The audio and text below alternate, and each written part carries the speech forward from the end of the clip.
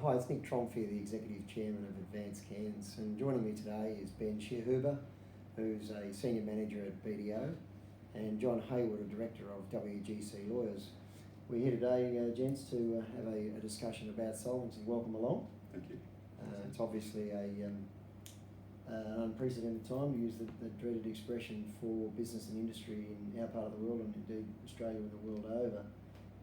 And unfortunately, it raises some questions around the solvency space for some of those businesses that may not have faced those sorts of questions before. So just be interested to learn from you in this conversation about what should businesses look at when they assess themselves from a solvency perspective. Is there an approach they might take, Ben, to consider that?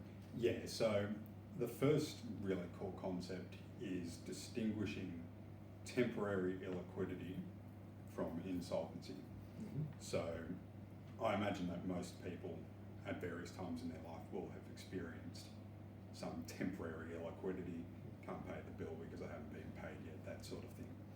That temporary illiquidity is more of a timing issue rather than this critical endemic inability to pay off debts. Mm-hmm. So the first thing when you're assessing your solvency is to work out not just right now, but also over the next couple of weeks, what outstanding bills are you going to have, and do you have the resources to pay those? Negotiations are great as well. Being able to talk to your bank, your landlord, someone else, and be like, hey, can I push it, a week, 2 weeks, because I'm expecting money in. It becomes a game of shuffling money in, money out. While you're able to shift like that, it's more likely a case of this temporary illiquidity, as opposed to when it doesn't matter how you shuffle the deck, you're still going to find yourself in a position where you can't pay everything that needs to be paid as and when it falls due. Anything you'd add to that, John? There's no hard and fast rules, but I think there's a couple of standard checklists or indications of what might be warning signs for you that you could be drifting into insolvency. Not paying your tax obligations when they're due, not paying your staff all of their wages and superannuation when it falls due. That's an old one, burying the superannuation. Yeah, absolutely. As Ben said, not temporary but ongoing losses. Not being able to access finance from anyone other than sharks. So if you can't go to a regulated lender, that's not a good sign. And just not having up-to-date records, not having your finger on the pulse, I suppose. They're all of the standard signs, warning signs that maybe you are in or approaching insolvency. So just if a business is facing the likelihood of insolvency, they can consider entering a safe harbour regime. Can you briefly explain what safe harbour means? Yeah, so safe harbour is a statutory legislated defence to insolvent trading. So it's not like a liquidation or a voluntary administration or something like that. That is a new thing that your company does.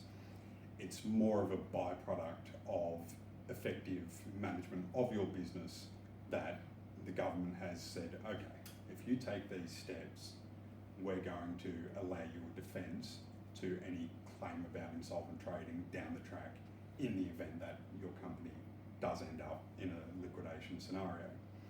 So safe harbour takes into account appropriate business ideas such as planning in the context where you are or you suspect that you will become insolvent, and you need to be, as John said, on top of your employee entitlements, having your finger on the pulse and properly informing yourself, and working with experts, whoever they may be, as appropriate for your industry, to come up with a plan that results in a better outcome than if you immediately entered a liquidation. So all directors have a number of duties.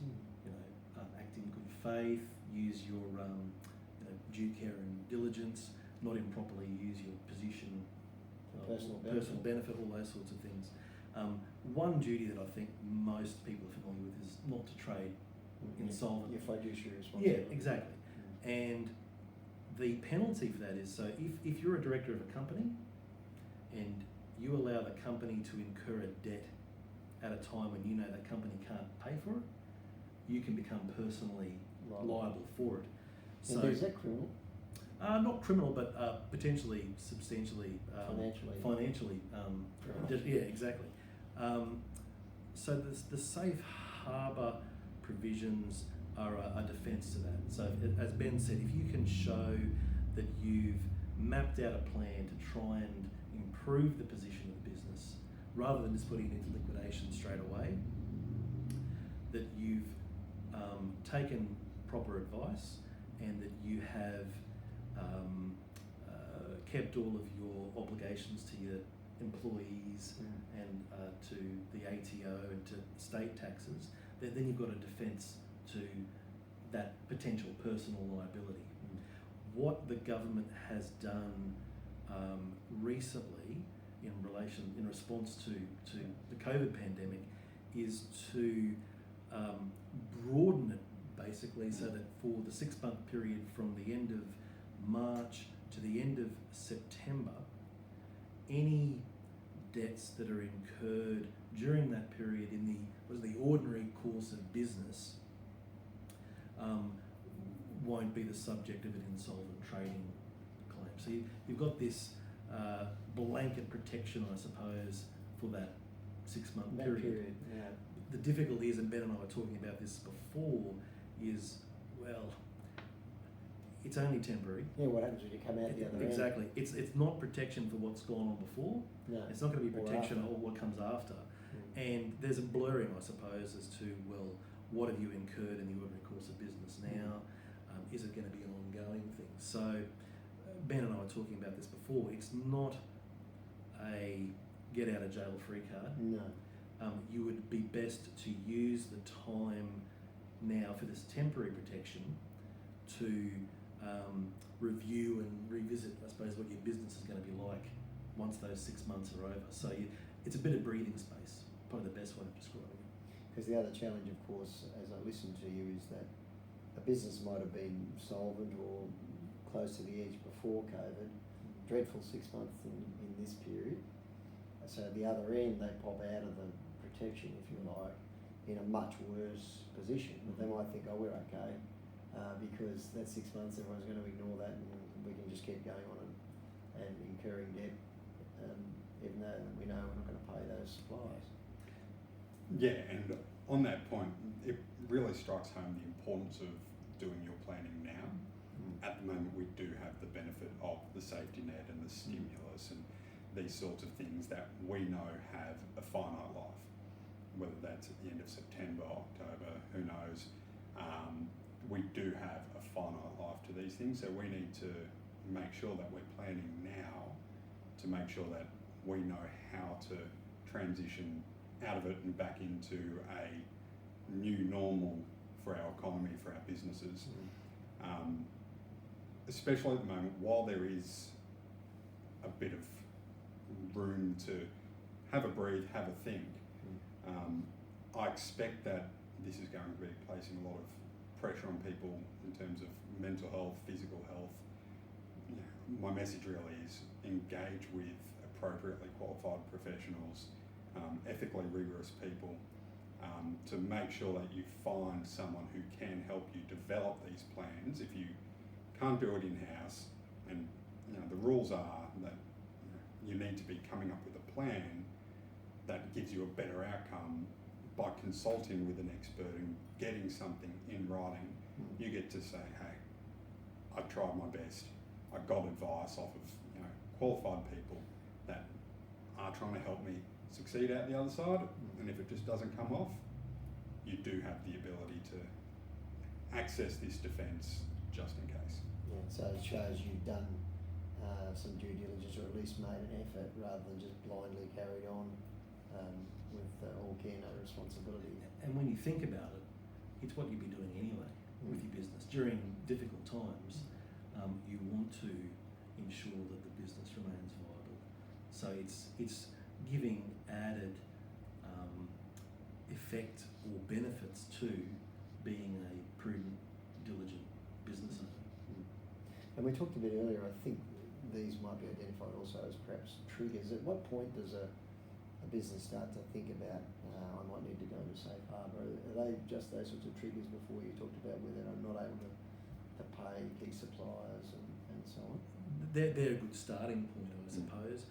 I'll defer to the accountant's expertise on this, but it's essentially it's a cash flow position.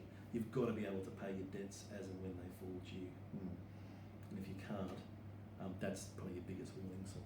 Yeah, exactly right.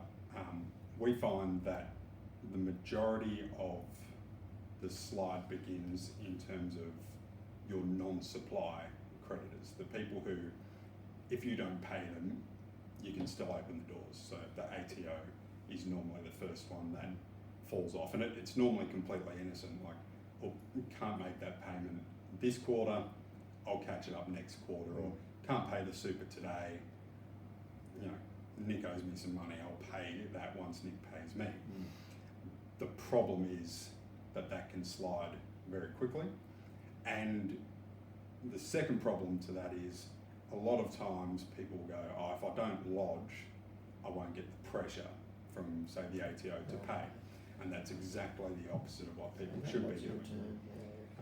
That, you know, if you're not doing your lodgements, that will invalidate you from being able to access things like this safe harbour.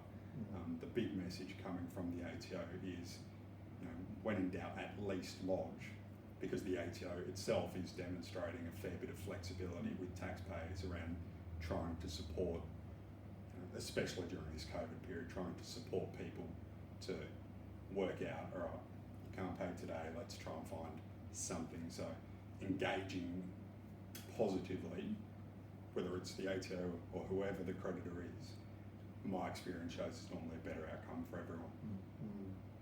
I think the key piece messaging we're hearing from our guests now and in some of the other conversations we've had is the earlier you get advice from the professionals, the better. So that's probably the one takeout, that if you're facing the difficult circumstance of, is my business solvent, the quicker you get advice, the better you've got some form of plan, and potentially you may have some form of protection in the worst case. Ben and John, really appreciate your time. Thanks very much, and wish you well. I hope you're not too busy in the future, but it could be a challenging time for the economy. So thanks very much.